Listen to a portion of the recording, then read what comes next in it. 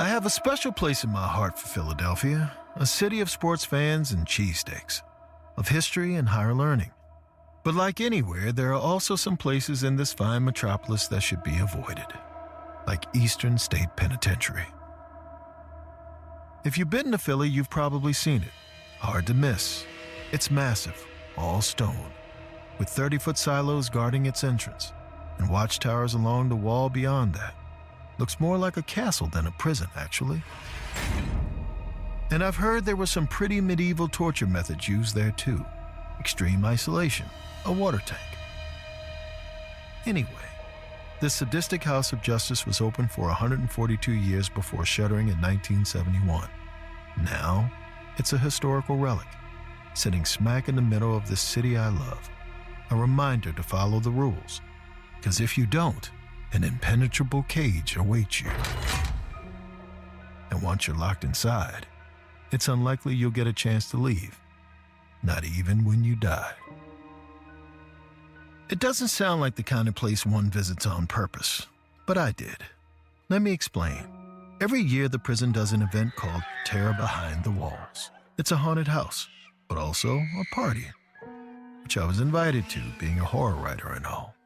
So last Halloween, there I was, walking through its eerie stone walls, with a soundtrack of ghostly screams playing in the background. Every so often, an actor would leap out, get my pulse racing. It was cute. But the splashy show wasn't the most interesting thing I saw there. That honor went to a reedy, middle-aged security guard with bushy eyebrows. At first glance, he seemed nondescript, just a sentry, keeping an eye on the horror junkies. But then I saw him hurry off, in a way that piqued this incessant curiosity of mine. Maybe it's because he seemed nervous, like he was running away from something. No, that's not right. Towards something. Not that it made a difference. I'd come to find out your intended direction doesn't matter in a place like Eastern State Penitentiary. Because there's not one spot in this godforsaken hole that the dead can't find you.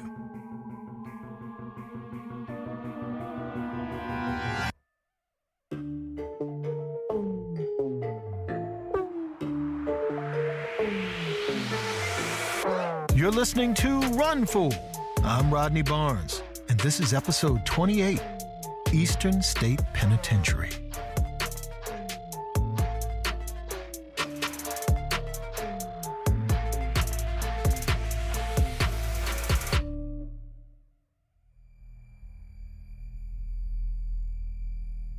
The guard I'd clocked had a name, Henry Gifford.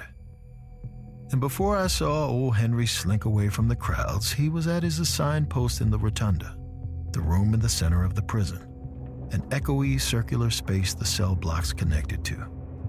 I gotta tell you this up front. Henry was on parole, served some time for possession, and part of the deal was that he had to find a job. Some of you might be raising your eyebrows, because it's weird. A guy on parole taking a gig at a prison. I get it. But Henry needed the cash.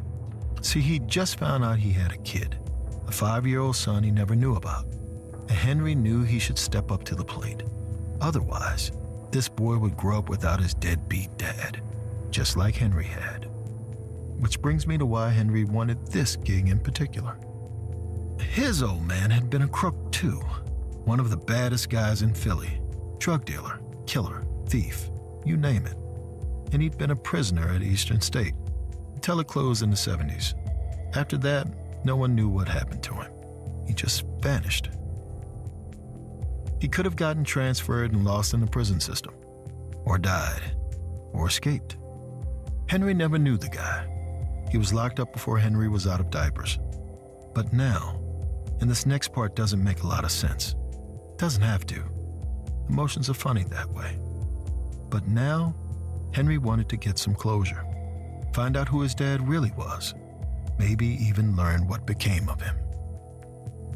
He thought if he did that, he'd have a chance at being a father himself. Soon as the event got crowded enough, Henry quietly headed towards cell block 14. He'd studied the prison map during his training, and he knew where the inmate records were kept. It was an obvious first stop to learning more about his dad.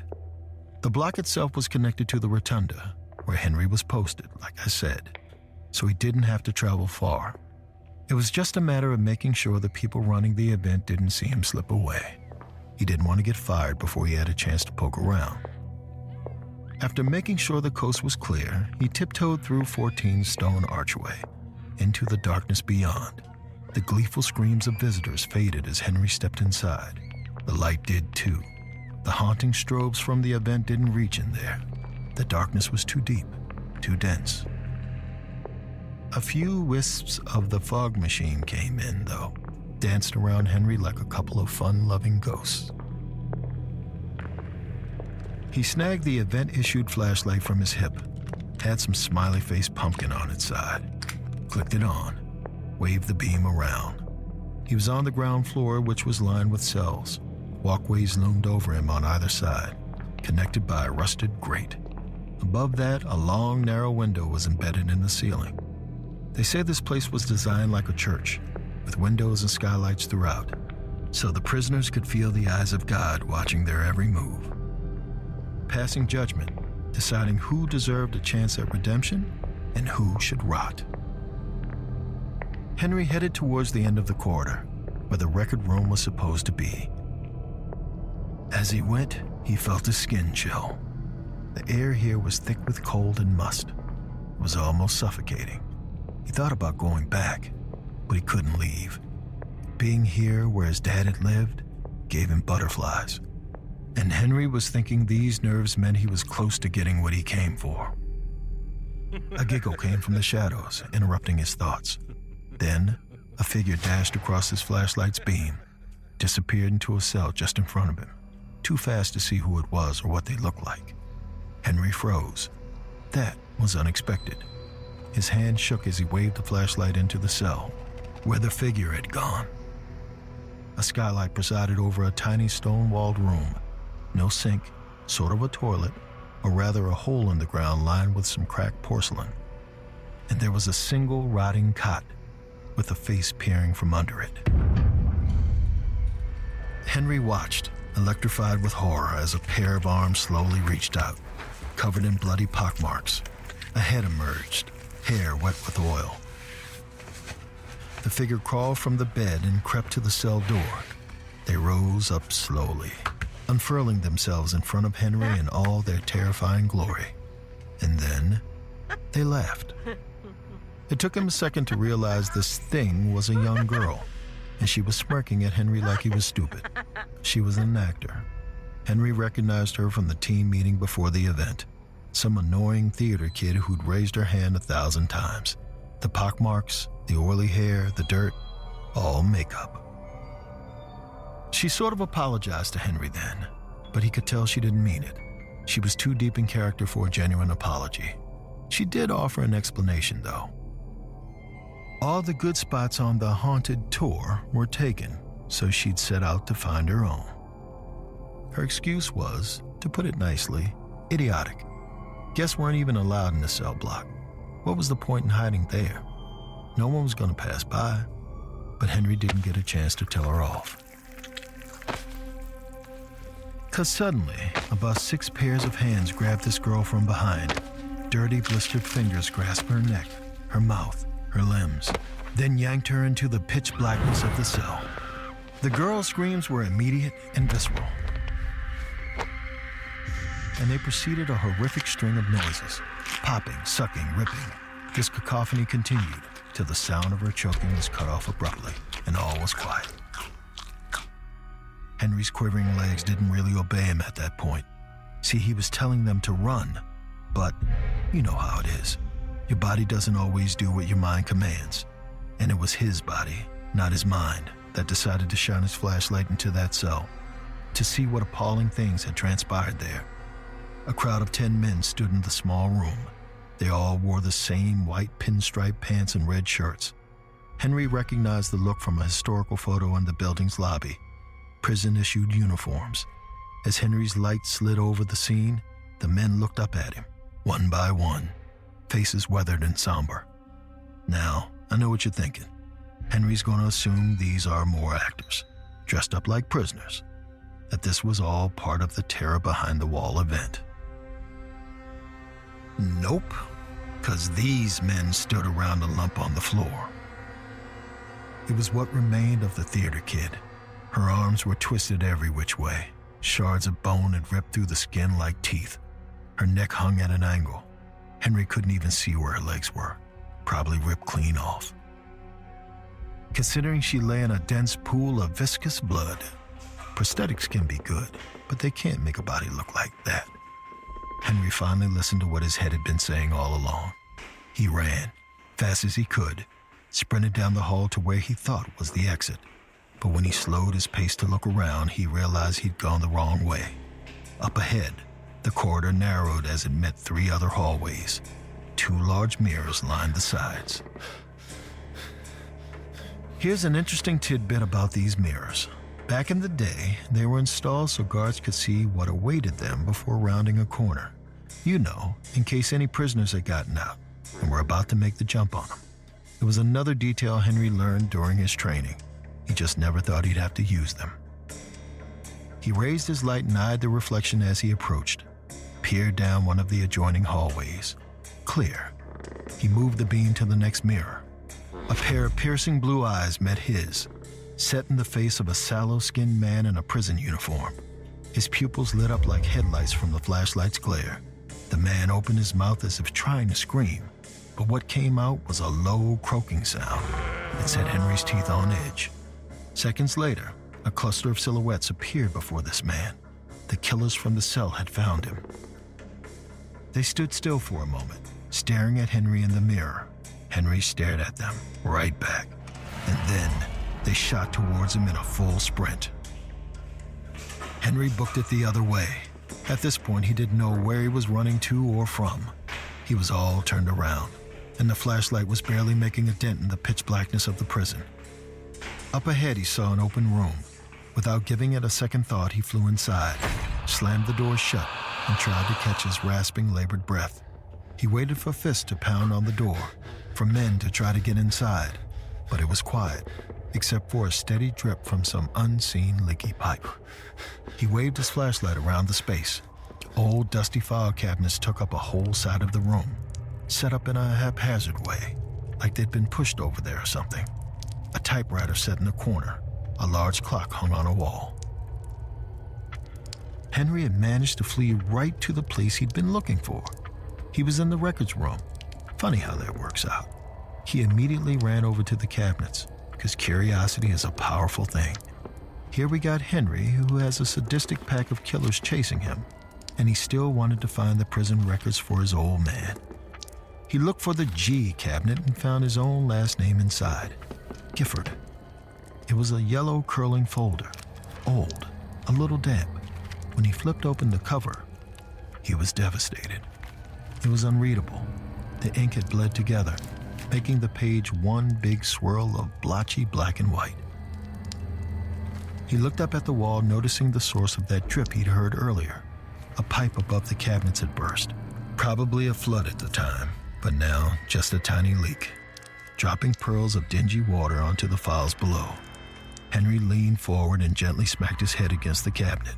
He used every swear in the book, but none of them made him feel better.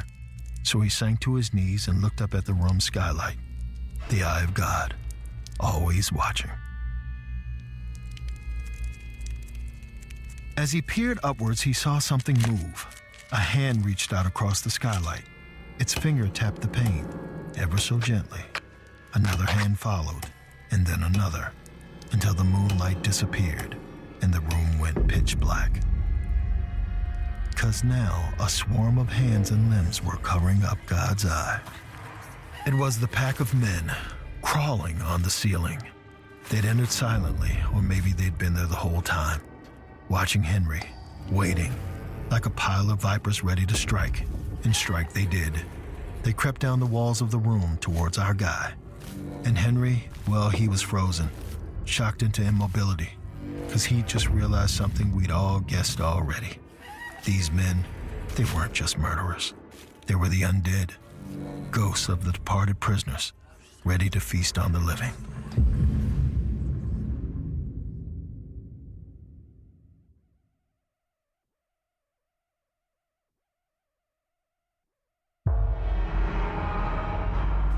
A rough, wet hand suddenly grabbed his. When he looked to his side, he once again met those blue eyes. It was the same guy he'd seen in the mirror. The man's mouth hung open once more. He croaked, a dreadful, hair-raising sound. And then the man shoved Henry with all his might. The flashlight fell out of Henry's grip as he soared through the door. He skid on the concrete floor outside, wincing as his tailbone smashed into the hard surface. Back in the room, the flashlight had hit the ground and was spinning like a top. It periodically illuminated the faces of the dead, their haunted eyes, their gaping, rotten mouths. Henry struggled to his feet. This time, he had no light but the moon to guide him. But he knew it was a straight shot to the exit. He just had to get there fast. It felt like forever running down that corridor. The blackness pressed in on him. Every little sound sent his heart racing until he finally saw salvation. A strobe light from the event blinked in the distance. And then the music, that corny soundtrack of ghosts screaming. Terror behind the walls, so close. Then, a shadowy figure stepped into his path. It was joined by a few others. The inmates had assembled. Henry stopped. Tears pressed at the back of his eyes. He gazed up at the skylight yet again. The eye of God was watching and had found him lacking. There was nothing he could do about it now, other than mourn the fresh start he apparently didn't deserve. He wondered if his son would also grow up wondering what became of his good-for-nothing dad. Henry released the breath he'd been holding in, and then he closed his eyes and waited for his limbs to get rearranged by the unholy specters that stood in his path. Henry's eyes were still closed when he felt a frigid breeze on the back of his neck, followed by a broken, stammering whisper in his ear. It said, "Go right." Remember when I was going on about Henry's body and mind being at odds with one another? Well, in this case, that was a good thing, because before Henry could think, he listened to that voice, and he ran to the right. Up ahead was an opening in the floor, with steps leading down to a subterranean level. He flew down those steps and into the inky darkness below. Henry stopped as the cold of the earth around him made his breath catch. He couldn't see a thing. No moonlight here. No eye adjustment to be had. Just black. Even without being able to see, Henry suspected he knew what this was. The hole. A hellscape of cells that the guards would shove inmates into for solitary confinement. No light, no human contact, barely any food. So they wouldn't starve to death, but their brains would slowly blister and rot from isolation. Call me crazy, but that sounds worse than whatever the ghost did to that actor earlier. Henry reached a hand out, feeling around for some kind of exit. His fingertips touched a cold stone wall. It had marks on it, small indents or scratches. Each was about the width of a fingernail. Someone had been trying to get out. A knot formed in his stomach. Dread, because of the nails and all. And yeah, because of the darkness. But also, Henry had this feeling he wasn't alone. Then the whispers started, low at first all around him, then louder until there were shrieks in his ear. He felt someone push his back, hard. He lurched forward, throwing his hands out to stop his fall. His palm smacked into the wood. A door, no, a board, covering some kind of crawl space. Henry frantically moved it and lunged inside. He could feel fingers graze his ankles, trying to pull him back out, but he squirmed away. His nails dug into the earth around him and he pulled himself forward. He expected to hit some kind of end, but he didn't. He kept going, because it wasn't a crawl space. It was a tunnel. He almost laughed in relief. An escape tunnel. There were supposedly 30 of these, dug by prisoners. Only a few actually led outside. Henry hoped this was one of them. He continued to crawl for what felt like hours, but it was probably just minutes. And then, his fingers grazed something hard, mealy, covered in dust and some other sticky substance. It was long, dense, but also fragile, like a bone.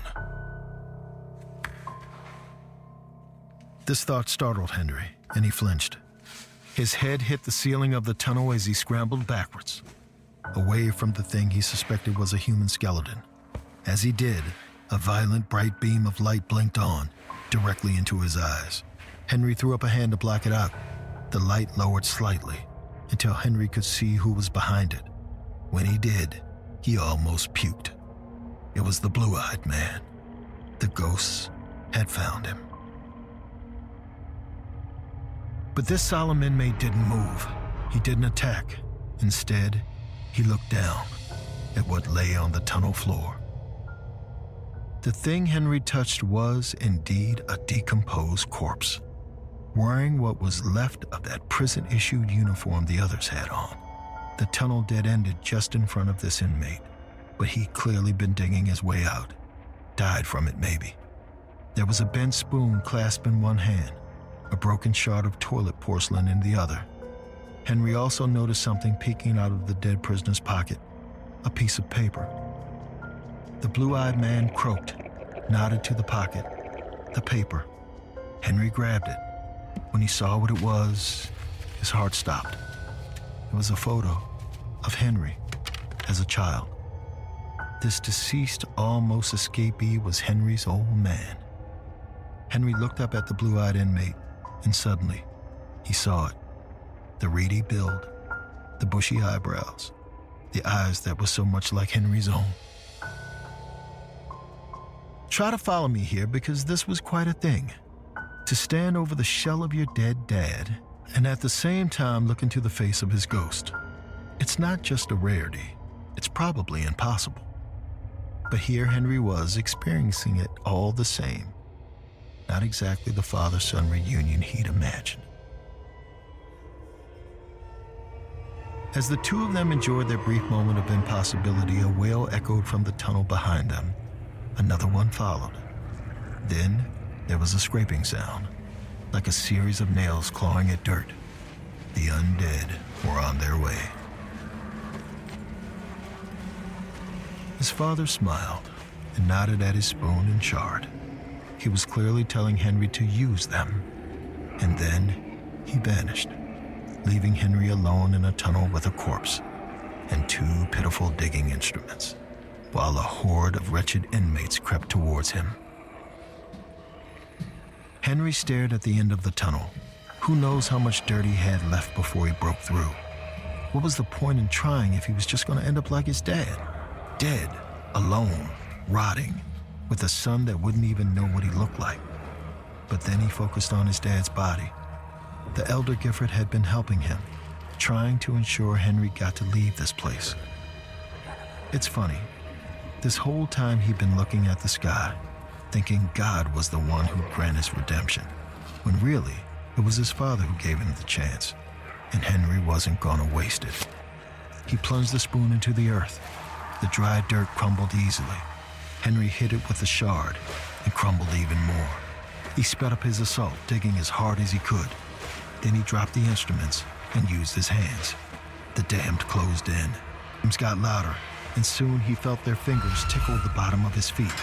Their hands crept up his shins, ready to pull him into the bowels of a hell he'd never return from.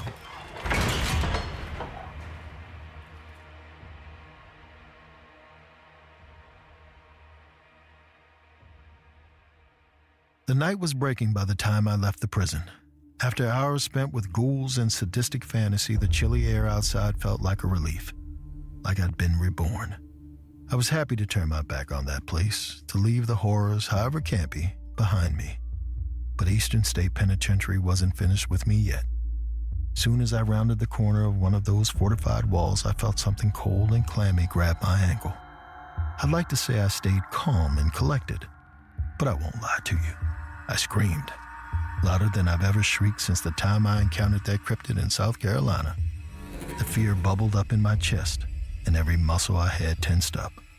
When I peered down at what had grabbed me, I saw a face, looking up at me from an open street grate. It was that guard I'd noticed earlier, the nervous one who'd hurried off. He was wide-eyed, blood-streaked, covered in dirt.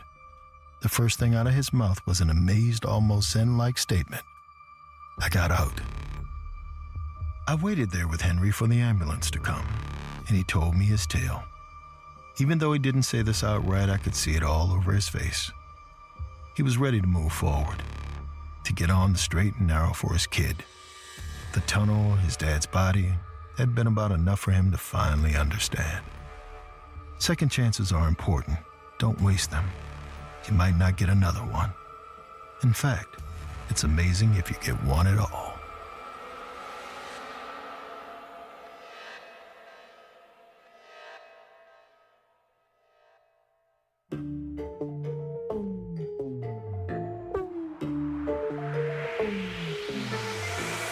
Run Fool is a production of Ballin Studios, Campside Media, and At Will Media.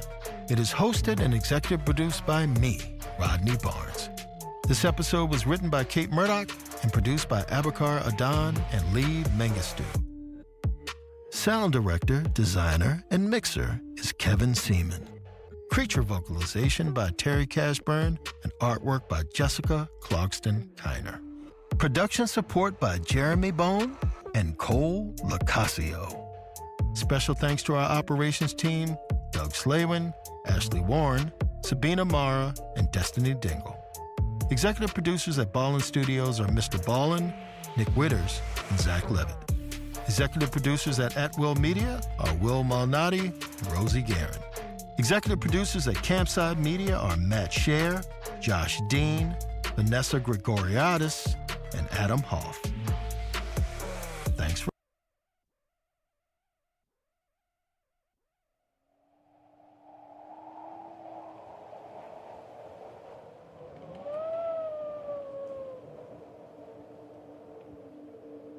I heard about the Wendigo by happenstance. About 2 years ago, I was on an ice fishing trip in the uppers of Minnesota with a couple of old buddies from grade school. Don't ask, it was their idea. Apparently, some folks like to freeze their asses off for fun and minimal returns, at least in my case. Anyway, after about an hour of sitting on a frozen lake, I tossed my lines and told my friends they could find me at the diner by the lake, sipping something very, very hot. So I made my way there, miffed as hell that I had gone along with this plan in the first place. Ice fishing? Really? I had been convinced fishing in the dead of winter was going to be anything other than wretched. But once I was eating some warm stew with a piping mug of coffee in hand, I started feeling a little better and a little more generous towards my friends and their favorite pastime. The diner was cozy, the music was good, vintage Motown, and there were just a few patrons, one of whom was a young lady at the end of the counter, eating a burger so fast I was sure someone was coming to steal it. I puzzled over her for a moment. She seemed like one of those people who was both utterly lost and comfortably at home in the world. And after my moment of assessment was through, I couldn't help but head over and ask what brought her into this winter wasteland. Surely she wasn't an ice fisher too. She wasn't, it turned out. Her name was Shania. She was Ojibwe. She grew up on the nearby reservation. And who's to say how we got on the topic? Probably from my comments on the weather. But at some point, she made this remark that had my ears perking up. She said, "The temperature isn't the worst thing about winters up here." Listeners, this woman positively reeked of an untold story. And one thing you should know about me is that I love an untold story, especially if they have an air of something otherworldly to them. So I asked, pleasant and charming as can be, what she meant by that. She replied in the deep, desolate guts of winter, "If the freeze doesn't get you, the Wendigo will." She told me that in Ojibwe, the word Wendigo means winter cannibal monster, literally. And that right there should tell you most of what you need to know. It's the most bloodthirsty beast in existence. Picture an impossibly tall, hairy Goliath with teeth as big as a forearm. But its worst quality isn't how it looks. Nope. The worst thing about the Wendigo is its character.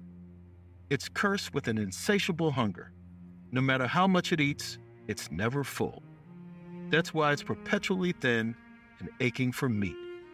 It always wants more. Shania admitted no one really knew exactly how Wendigos came into existence. Some say it was an ancient evil spirit that possesses a person and compels them to feast upon its kin. Others think the first Wendigo was born centuries ago, when the Europeans began descending on the native island. Some say a band of those colonizing assholes got lost in the woods in the dead of winter and had to eat one another to stay alive. The taste of human flesh, well, at least one individual took a liking to it. Let me rephrase. He craved it, badly enough that it drove him nuts. And as he prowled the woods, searching for more of the unnatural sustenance, he eventually became more beast than man. So the Wendigo wasn't just some monster of the frigid ether. He used to be a person with a life, a soul. Side note here. If that's true, and I've come to believe it is, more on that soon, it means we're all capable of becoming this thing. All it takes is a nibble of a friend's toe in the depths of the icy wilderness. The Ojibwe say one thing, the Cree have other thoughts. Generations of lore is like playing a 1,000-year-old game of telephone, which should have been comforting. But then, Shania leaned into whispering, that's why I should listen to her. Because unlike the others, she'd met a Wendigo. And was probably the only person alive who could tell me how horrific a creature it really was. Worse than I could imagine. The cell name is also called the cell reference. The active cell is also called the selected cell. You're listening to Run, Fool! I'm Rodney Barnes, and this is episode 1, The Wendigo. Click the column on the right of where the new column should appear, and then click Insert. Select the entire column, and then click Insert on the ribbon. Before Shania got into it, she ordered a slice of pie and confided that her encounter with the Wendigo had happened just 2 months back, right after the first snowstorm of the season. So it was fresh. She apologized if it came out a little fast and jumbled. It still freaked her out a little, talking about it. Up until the start of winter, she'd been living in Minneapolis, working some corporate jobs she didn't feel was worth telling me about. And around lunchtime one day, she got a call from a number she hadn't heard from in some time. Her parents. Shania explained she wasn't exactly chummy with her folks. See, she'd grown up on the reservation that sits on the other side of Leech Lake, the same place I'd been trying to ice fish on. But Shania left 4 years back to engage in what her parents considered capitalist white person bullshit. But listen, how she moved on and made her own way in the world isn't the point of the story. Shania was adamant about that. It's not where she went. It's what she left back on Leech Lake. Because what she left behind was her brother, Ozin. Let's hold up one more minute. I don't want to prolong getting into the guts of this story, any more than I already have. But there are a few things about Shania and Ozin that are important to know up front. The Sibs were only 1 year apart, basically twins, and they were fiercely competitive with one another. One of them did something, the other one had to do it better. You know the types. The goal was always faster, stronger, and smarter. They even had this silver medal their uncle got made for them, which they laid claim over any time one of them would do something noteworthy. It was kind of endearing when they were kids and all, but as they got older, it caused some epic fights. One in particular was Shania's decision to ditch lake life. Ozin felt abandoned by that, but more importantly, they both knew she'd basically gotten the edge in their tit-for-tat. What's more of a competition killer on the reservation than someone moving off of it and finding a new life, a better life? They hadn't talked since. And Shania'd be the first one to admit her pride got in the way of picking up the phone and mending fences, even if she was the winner. Instead, she sat with her guilt, day in and day out, making note of how each week, month, year that passed was one more she'd wasted not having Ozin in her life. Anyway, Shania steered me back to that phone call, the one from her parents, because by now, I was in the know enough to understand why their message made her jump in the car and start the 3+ hour trek to Leech Lake. "Come home," they'd said. "It's awesome." I'd venture a guess that if you're from Minnesota, you've heard of Leech Lake. It's the third largest in the state, after all, and it sits within the Leech Lake Reservation, home to the Ojibwe Band. And that reservation sits in the middle of a whole lot of wilderness. Wilderness that looks and feels bleaker the colder it gets.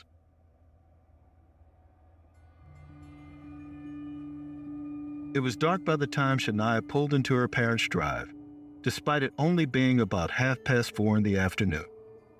Towering, snow-clawed branches hung heavy over her childhood home, a one-story brown shingled place, well cared for, but pretty old. They were lucky to have it, though. The reservation had plenty of Ojibwe regularly looking for shelter. She could see there was a fire roaring inside as she approached the door, which gave her a hit of warm nostalgia, thinking of all the times she and Ozin fell asleep in front of the hearth. That warm feeling didn't last. Her parents barely looked up when she came in. They were rigid with worry as they told her all about her missing brother. About a year ago, Ozin cut a deal with some men that the community pegged as, well, for lack of a better description, greedy motherfuckers. They were in real estate, trying to nab some reservation lakefront for vacation rentals. Their bids were all rejected, which was good for the Ojibwe, but bad for Ozin, who'd intended on making some cash. So he took them in to look for another spot to erect their tourist oasis, up around the Slipknot. Shania stopped her story briefly to clarify. The Slipknot was this gorgeous mountain with incredible views of the lake. But it was an odd choice for real estate moguls. Getting there wasn't for the faint of heart. It was at least a half-day's walk through confusing terrain and a whole lot of thick pines. Anyway, her parents told her the day after he'd left there'd been a storm, a bad one, the first snowy spew of winter, and now he'd been gone for almost a month. They had to look for him once the snow calmed down, but their bodies don't move as quickly as they used to, or for as long. They had to turn back. Neighborhood search parties hadn't found him either. Shania could, they said. She always had a sixth sense when it came to her brother, one they didn't have. That's why they called. What they didn't say was, otherwise they never would have. But Shania felt the implication hang there anyway. She made some excuse to her parents, bathroom or air or something. She couldn't remember, then dipped out to take a breath. Seconds later, she found herself standing in the room she used to share with her brother. Not that she recognized it. Gone were the posters, knickknacks, decor. The walls were bare. Twin beds were gone, with one larger, neatly made one in its place. It was like Ozin had scrubbed the place of anything that felt like them. Shania sat on the mattress, feeling the old springs creak under her. She felt something else, too, under the quilt. It was a palm-sized silver medallion with ragged spikes around its edges. Their medal, the one they used to fight over. Half throwing star, half achievement award. It said the best on it. A little on the nose, but their uncle hadn't been the most creative. And just, damn. Staring at that medal made Shania feel a whole lot of things she couldn't begin to process. So instead, she rose to open the window and let the harsh freeze wake her up like a slap across the face. Then something else made her wake up even more, because she swore that underneath that whooshing, frigid breeze, she could hear something that didn't make a whole lot of sense. It was her brother's pleading, desperate voice, screaming her name.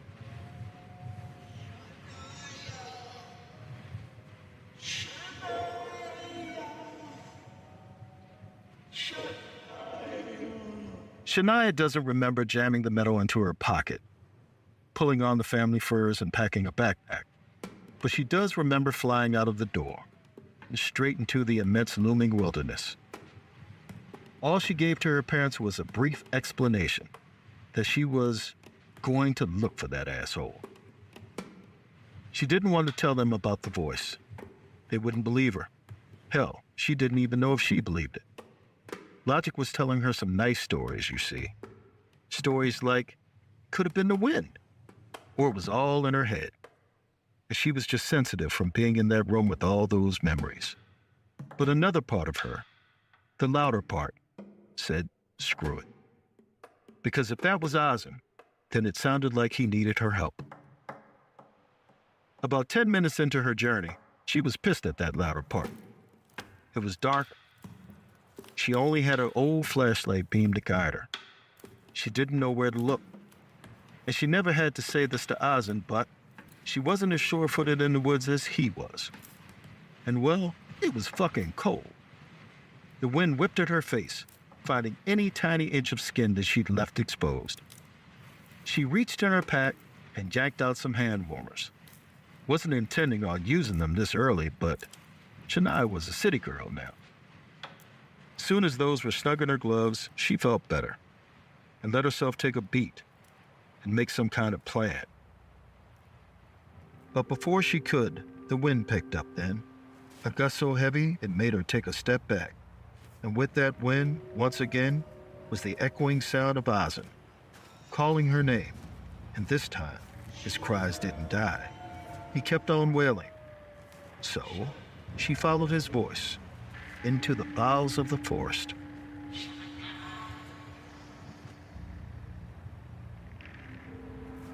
Trailing after her brother reminded her of when they would race around the lake. He'd always be in front, calling back to her to hurry up. Just like in those days, Shania could hear him up ahead, but the voice quickly grew distant, like he was picking up his pace. So she picked up hers to match, called after him, telling him she was coming and to wait for her. But he didn't. Soon she was sprinting, leaping over logs and skirting trees. Her flashlight beam wobbled with her jerking movement, making her dizzy. Then it was quiet. When Shania stopped, a look around told her she was in some kind of makeshift camp, an absolutely obliterated one. Snow log tents stuck out of drifts. Bags and supplies were scattered around. No sign of people. It was almost completely silent. Not even an owl's hoot. It was like all of the living had decided this was a place they'd rather avoid. Shania tried to work out what this meant, whether this site was Ozin's. So she toured the area, kicking up snow to uncover a bag of frozen food, a parka, and then a cell phone. It was shattered, with a smiley sticker smirking on the back. Her brother's. His phone, his campsite. Maybe he'd gone into one of those tents. She chose the nearest one, then went over and slowly pulled a flap aside, looked in, and immediately wished she hadn't. Inside that tent was a thick, vicious pool of blood, and in its center, a human leg. It still had its pants on, the fabric color unrecognizable because it was sodden with crimson. Shania backed away fast and tripped on something buried in the snow. She smashed her knee into the ground, but was on her feet quickly, eyes on whatever the hell she fell over. The owner of the leg, most likely, or what was left of him. It was a torso, with its head hanging at a tilt, attached to the neck by a lone frayed tendon. And as Shania waved her flashlight from this sight from hell, for the first time she could venture a guess at what had happened, this man was attacked. He had bite marks all over. His skin gnawed to the quick. Half of his torso was totally eaten away. Shania's only solace was that this poor soul was definitely not her brother. The tattoo, for one, an intricate Gothic cross. Fat chance her brother would have ever put that on his body. But that thought was fleeting, because a surge of bile rose in her throat, and she was suddenly puking her guts out in a snowdrift. Except, she should have picked a different drift. Because when she wiped her mouth and looked up, she caught a glimpse of what lay on the other side. A literal massacre.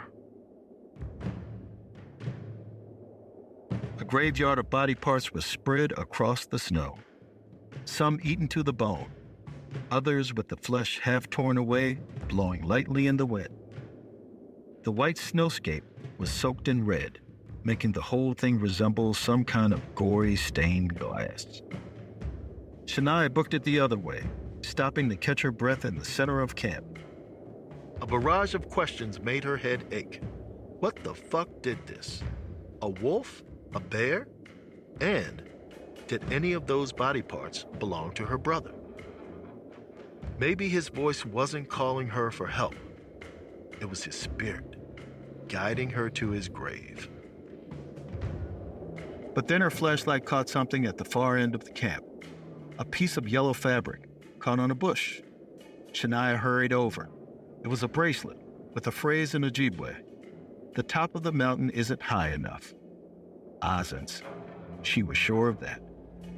She waved her flashlight at the ground. Footprints. They were almost completely covered by fresh snow, but she could see indents, along with a faint trail of blood. Whatever horrors had happened here, Azin might have made it out. Time passed slowly as Shania trudged through the ever-deepening snowdrifts. The wind fought her every inch of the way, till she ventured to guess that she'd never been more tired in her life. But she was locked in on Azin's bloody trail. Her shaky flashlight beam was dimmer now, the battery dying. But the trail grew thicker as she went, leading her through the snow, snaking between trees until it disappeared inside a cave. That's exactly the moment her flashlight chose to die. Classic, right? I mean, of course. This is when the fucking thing breaks. She smacked it against her palm a few times, but it was as dead as those men back there. Shania hated how her voice shook when she called her brother's name. But she was terrified, okay? Because just to recap, she was deep in the woods. Some animal had ripped through a camp and eaten people. And now she was standing in front of a cave, which either held her brother or the beast that had done the deed. And to top it all off, the freeze was getting worse. Way worse. Shania was colder than she'd ever remembered feeling before. Like something had crawled inside her furs and turned her veins to ice. Darkness surrounded her like a weighted blanket, compressing her chest along with the unnatural chill. Shania was just considering why she was still standing there when she heard it. Azin's voice, now coming from the cave. He said, Is that you? but before she could reply, a guttural growl echoed from inside the rock walls. It should have terrified her. It did terrify her. But in hindsight, it actually seemed kind of harmless compared to what came next. Manic, high-pitched laughter.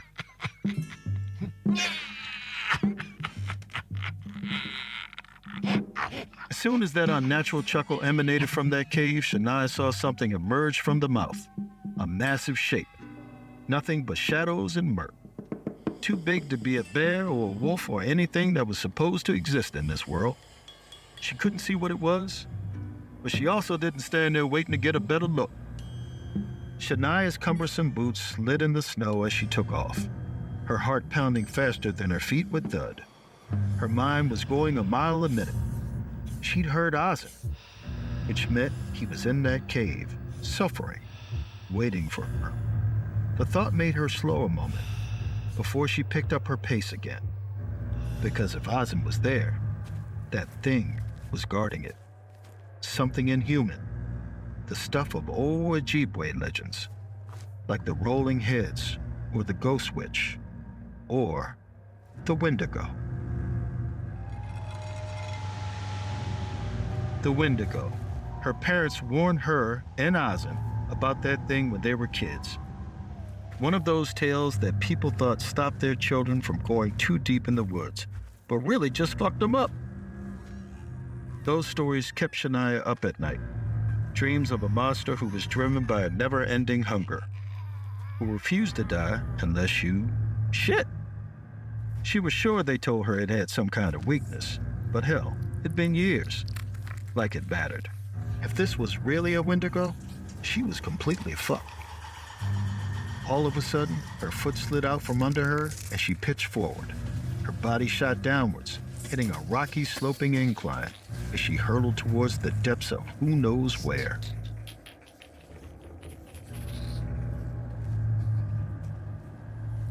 When she finally came to a hard stop, she took stock of things. She'd walked right off a ledge into a damn gully, and a rock had her leg pinned. She shoved at it with everything she had, but it wouldn't budge. She spent a while lying there, pushing, crying, and swearing, with all the rotten vocab she had in her repertoire. But at some point, her arms ached, and her chest burned so badly. All she could do was throw her head in her hands for a good old-fashioned sob. Then she caught the stench of rancid meat and felt a hot, vapid breath wash against the top of her forehead. It was tall, almost absurdly so, and thin to the point where she could see its entire rib cage beneath patchy, matted fur and rotting gray skin. And when it leaned closer to her, she could see its lips were gnawed and bloody, hanging loose around its mouth like macabre curtains. A long, flopping tongue lashed out to lick its massive fangs. Another waft of putrid breath hit her face as this thing spoke.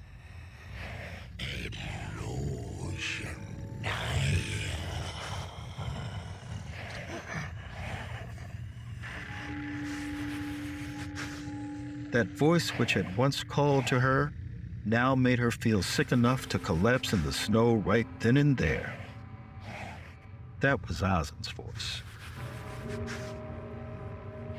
Like the gods themselves had heard her thoughts, the cloud shifted, sending a beam of moonlight straight into the behemoth's face. Above the gnarly mouth and torn-up lips, above the slitted nostrils, were a pair of human eyes. Not just any eyes, her brother's.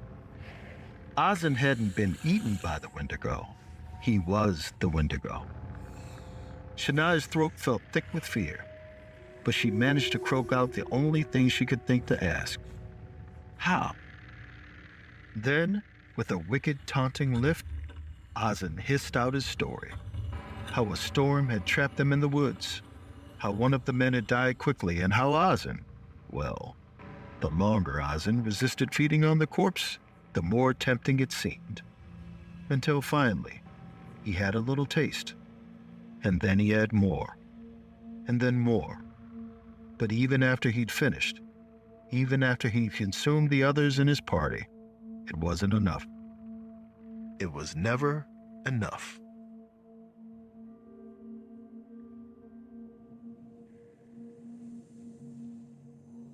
Now, there were a few things Shania knew at this moment.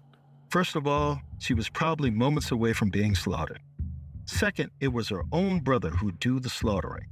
Third, and she wasn't proud of this, that also meant he was finally going to win whatever bullshit sibling rivalry they'd had. But the last thing she knew was that those were Ozen's eyes. That was his voice. And no matter how unreasonable a thought it was, Shania was wondering if there was still some of her brother in this deranged creature. So she found herself telling Ozen all the things she'd held close to her chest since she'd left the lake. That she was sorry, that she missed him, that she loved him. Then, trembling, she fished the medal out of her pocket. She wanted to know if he remembered how they fought over it relentlessly. Well, here it was. He could have it. He deserved it. Jaws snapping, Ozen lunged forward, straight for Shania's throat. On instinct, she held her hand up, a feeble attempt to defend herself, except maybe not so feeble, because she had that damn metal in her hand, and its jagged ridges caught Ozen's throat. ripping through his skin like butter. All he could do was emit a gurgle as he fell, pouring entrails onto Shania's lap as he went. He lay there, twitching, staring up at Shania. Before the light went out in his eyes, she was sure they'd held a glimmer of recognition. Then, he went still. Covered in blood, she lay there, not in the least bit sure what had just happened. A glint from the now gut-soaked metal in her hand made it click. Silver. That was what her parents had said. Silver was just about the only material that could fill a Wendigo. With that, she started laughing, her own manic laugh, delirious, horrified, which soon turned to great big heaving sobs, because she'd finally, really and truly, bested Ozzy. And as she sat there, staring at his monstrous face, she'd wish more than anything that she hadn't.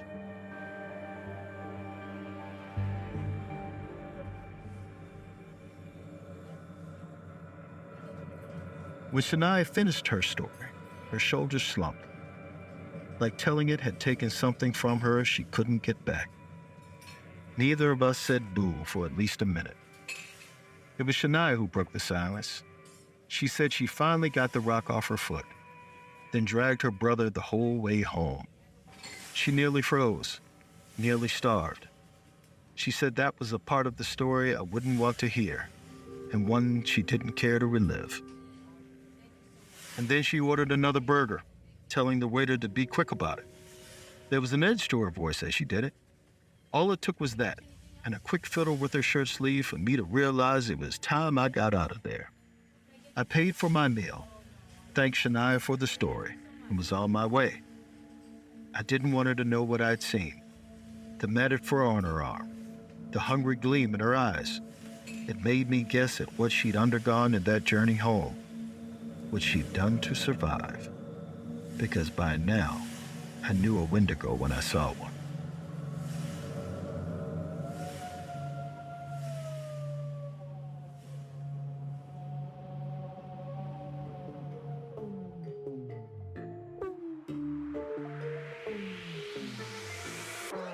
Run Fool is a production of Ballin Studios, Campside Media, and At Will Media. It is hosted and executive produced by me, Rodney Barnes. This episode was written by Kate Murdoch and produced by Abakar Adan. Edited by Matt Scher. It was sound designed and mixed by Kevin Seaman. Our team also includes Rosie Guerin, Will Malnati, and Matt Hickey. Creature vocalization by Terry Casburn and artwork by Jessica Clogston Kiner. Production.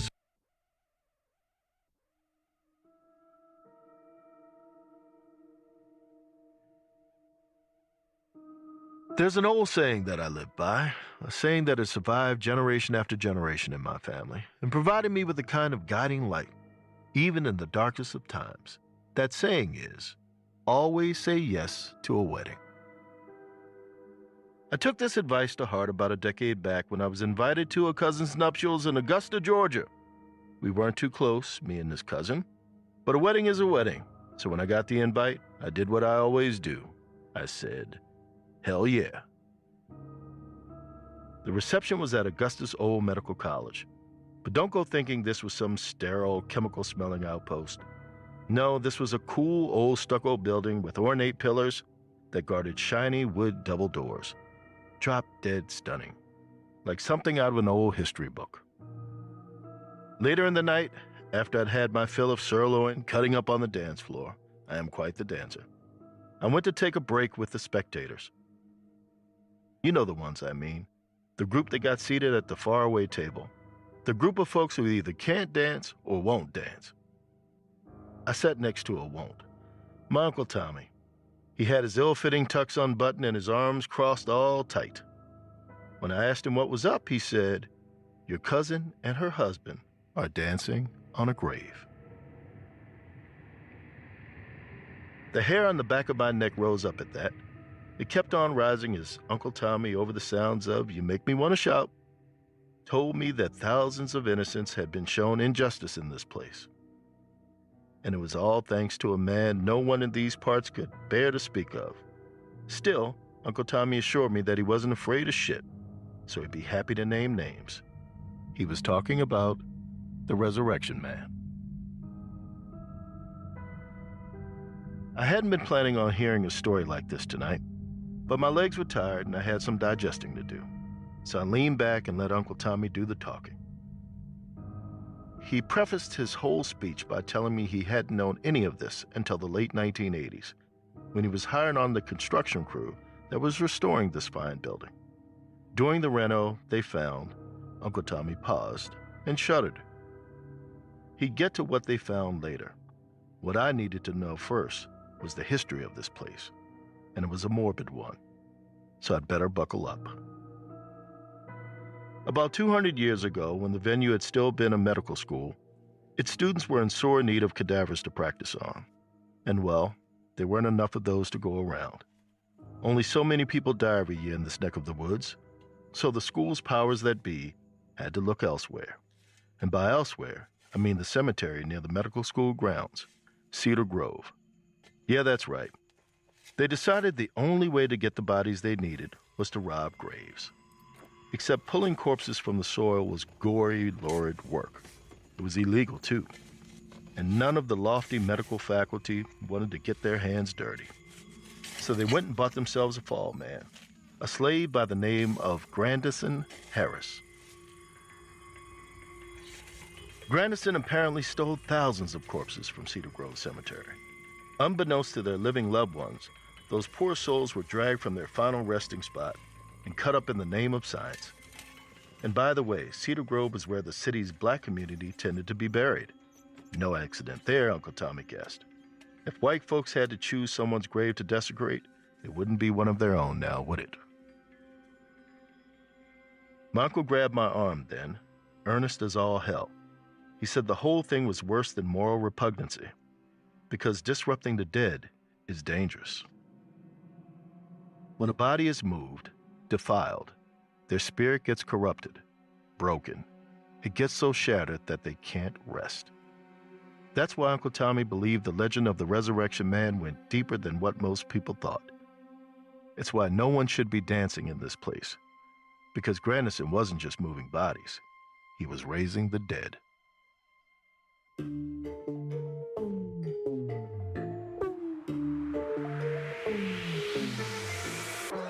You're listening to Run, Fool! I'm Rodney Barnes, and this is episode 2, The Resurrection Man.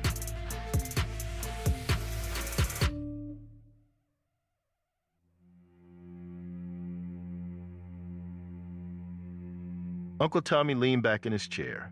History lesson first, he said. The old medical college, the building we were sitting in, was an esteemed medical school back in the 1830s, all the way up until 1900-something or other. That's when the medical school moved to a fancy new campus across town. This place was kind of forgotten about. It changed hands a few times, fell into disrepair. You know how it goes with old buildings. But in the late 1980s, the college realized, oh crap, we've got too many best and brightest, and we're running out of space.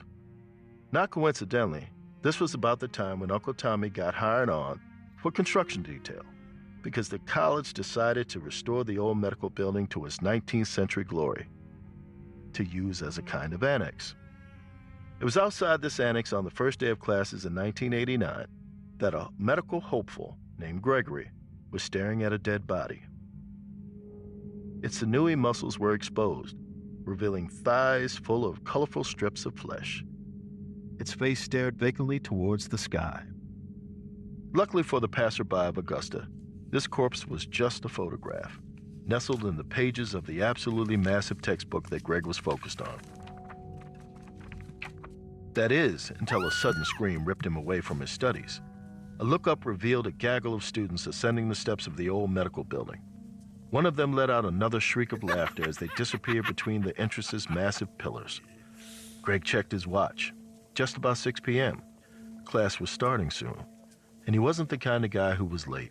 Not ever, and definitely not on the first day of the rest of his life. This edge of anxiety came from a good place. It really did, because Greg was kind of in a tough spot. He'd been born and raised in Augusta, a local kid if there ever was one. Hell, he even had family members buried in Cedar Grove back in the day, the cemetery just down the street from where he sat.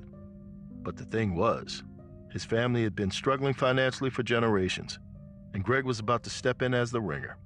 He'd gotten a scholarship to study medicine, which meant he was going to be the first doctor in the family and break whatever cycle of generational poverty they had been caught up in. No matter what it took, he wasn't going to fuck it up. But during his first anatomy class in the old med building, boy, he kind of fucked it up. First of all, the large class was jammed into an inexplicably tiny room, so he was elbow to elbow with his classmates. He could barely even take notes. His sweaty hand couldn't really grip his damn pen, and his arm kept hitting the person next to him. It was during his frantic attempt to write down something that he heard two words that made his stomach flip. His name, Gregory Moore. The professor was looking at him, attendance list in hand, waiting. But Greg hadn't heard the question. He could only stare back at the professor, mouth slack, heart hammering, till another student cut in to answer with confidence. The professor liked that.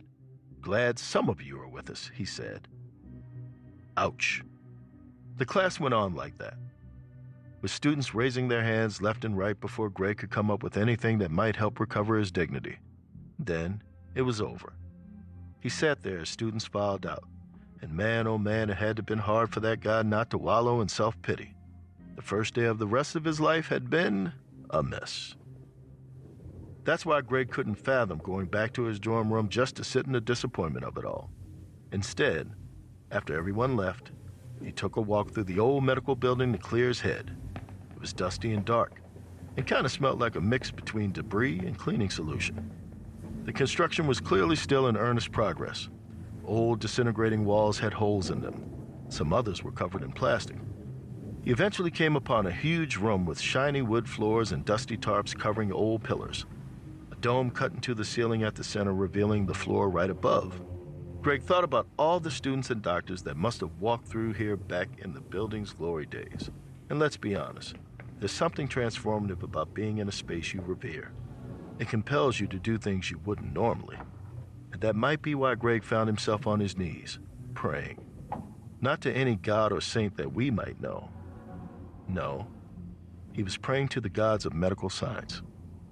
Hands clasped, Greg asked for guidance, assuring whoever could hear his call that he would do anything to succeed here, to make his family proud of him. But he just got a whole lot of silence in return. That is, until an echo came from the hallway outside. Footsteps. Greg whipped around to see a tall figure wearing scrubs rush by the room's open door. He got a little nervous then, because he couldn't be in there. Classes were over. No one was around. It'd really be the cherry on top of a shit Sunday if he got arrested for trespassing or something. In the midst of these worried thoughts, Greg realized he wasn't alone. That tall figure was back, standing in the doorway, watching from the darkness. A moment passed, then another. And because Greg had been raised to be polite, even when he was unbearably nervous, he said the only thing he could think of. "Hello?" The figure spoke. In a gravely tenor, he asked if Greg was done learning for the night. Or would he like an after-hours lesson? And then he vanished down the hallway. And well, Greg followed this guy, and I'll tell you why. He had just been humiliated his first day of med school. He was thinking all kinds of self-deprecating bullshit. Things like, if the year keeps going like this, maybe he'd never be a renowned doctor. Maybe he wasn't cut out for any of this. Maybe he'd lose his scholarship. A little after-hours lesson was, forgive me, just what the doctor ordered. So Greg hurried after the scrubs man. The moonlight streaming through the building's windows lit his way until he turned a corner and stepped into utter darkness, the kind that makes you wonder what's lurking inside it, the kind you don't want to mess with. Greg started to go back the way he came, but out of the corner of his eye, he saw a light come on way down the corridor.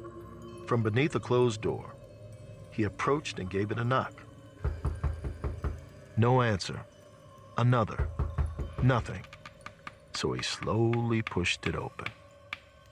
The room he stepped into was small. A dim, flickering bulb lit the space, revealing a table with a white cloth pushed against the far wall, over which a series of medical tools were spread. In the center of the room, the scrubs man was bending over a metal slab. Greg could see him a little better now. He was immensely tall, maybe middle age. And when this guy turned to Greg, it also became clear what lay on the slab: a dead man. The skin on his chest was flayed open with metal clamps. The taut edges were punctured and raw from where the clamps dug in. But this body's bloated husk was so full of preservatives that it didn't bleed one bit. A loud, visceral squishing sound echoed through the room as the tall man plopped his hand full of intestines on the steel surface beside the corpse. Greg's own stomach lurched, because studying about dead bodies in a book is one thing. Facing some poor soul whose organs were on display is another beast altogether. All that's to say, Greg needed a goddamn minute to get a hold of himself. He closed his eyes, listening to the nauseating sounds of hands raking through organs. While taking his goddamn minute, Greg asked the scrubs guy if he was faculty. The reply: teaching assistant, some of the time. Greg opened his eyes to watch this TA grab a scalpel and dive into the cadaver's guts. The man's hands moved nimbly, despite their large size. As they went, he muttered to himself instructions, or rather an explanation of what he was doing as he was doing it. Now, I'm not a science guy, neither was my Uncle Tommy. So I can't really tell you what Greg learned about this valve going into that artery or anything like that. Just know that this guy was spitting out some real gems of knowledge. So Greg listened to the TA's lesson and watched his hands move across the shining cavities of this dead man's interiors until the wee hours of the morning.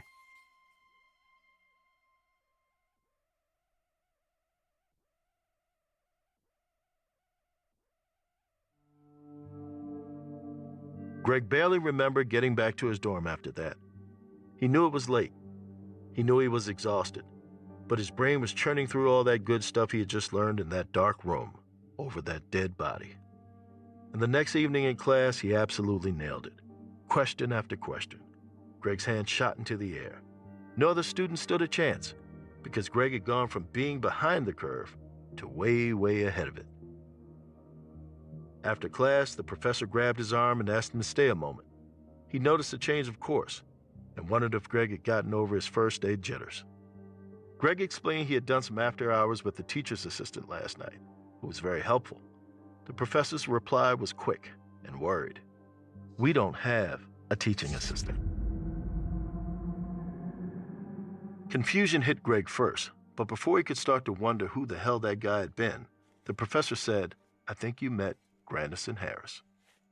Now, Uncle Tommy had already gone over some Grandison bullet points, but according to Greg's professor, there was a lot more to it than that. The teacher explained that Grandison was an enslaved grave robber, yes. He was owned by the faculty here, but after the Civil War and emancipation, Grandison kept working at the college as a free man. Time went on, he became a wealthy, esteemed member of Augusta's black community, until they discovered how he earned his money. The citizens of Augusta were livid, especially Grandison's own community, the folks who had generations of family buried in the very cemetery that he'd pillaged. They grew to fear this man who attacked the dead and lived with the horrific uncertainty of not knowing if their loved ones were still in the ground or if Grandison had just managed to put the grave back exactly how he found it. He was good at that, you see. They saw him as a ghost, floating through the night, disturbing places that were never meant to be disturbed and raising the dead.